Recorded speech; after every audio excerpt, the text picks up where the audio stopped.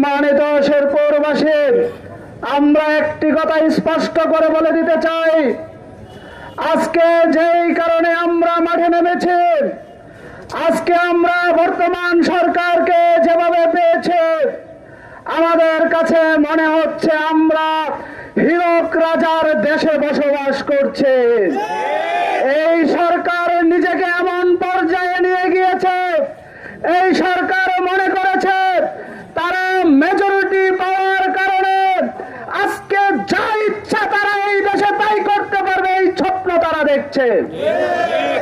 আপনাদেরকে স্পষ্ট করে বলে দিতে চাই, আপনারা এটা ভাববেন না আপনারা যেভাবে বিরোধী দলে অবস্থান করেছিলেন ফ্যাসিস্ট সরকারের বিরুদ্ধে, তখন বারবার বলেছেন আন্দোলন হবে ঈদের পরে, রমজানের ঈদ গিয়েছে বলেছেন আন্দোলন হবে কুরবানির ঈদের পরে।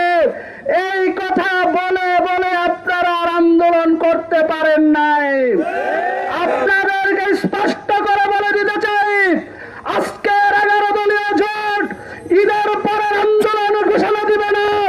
আমরা আজকে পর্যায়ক্রমে আপনাদেরকে সতর্ক করছি, আপনাদেরকে লাইনে আনার জন্য চেষ্টা করছি।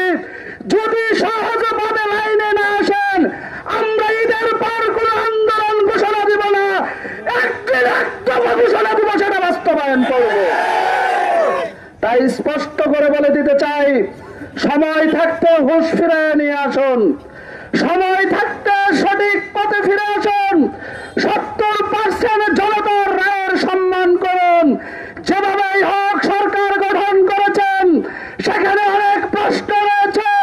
দেশের স্বার্থে, জনগণের স্বার্থে বিরোধী দল হিসেবে আমরা মেনে নিয়েছি, কিন্তু সামনে যে কোনো প্রয়োজনে এই দেশের স্বাধীনতার সার্বভৌম রক্ষার জন্য আমরা একচল পরিমাণও ছাড় দেব না। তাই প্রিয় শেরপুরবাসীকে বলছে, আপনারা আপনাদের জায়গা থেকে গণ আন্দোলন গড়ে তুলুন, গণ সচেতনতা গড়ে তুলুন।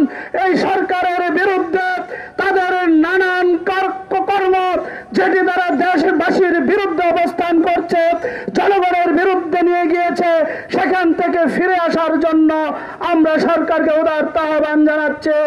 সাথে সাথে গণভোটের রায় বাস্তবায়ন, জ্বালানি সংকটের সমস্যা সমাধান, তেল গ্যাস এর দাম বৃদ্ধি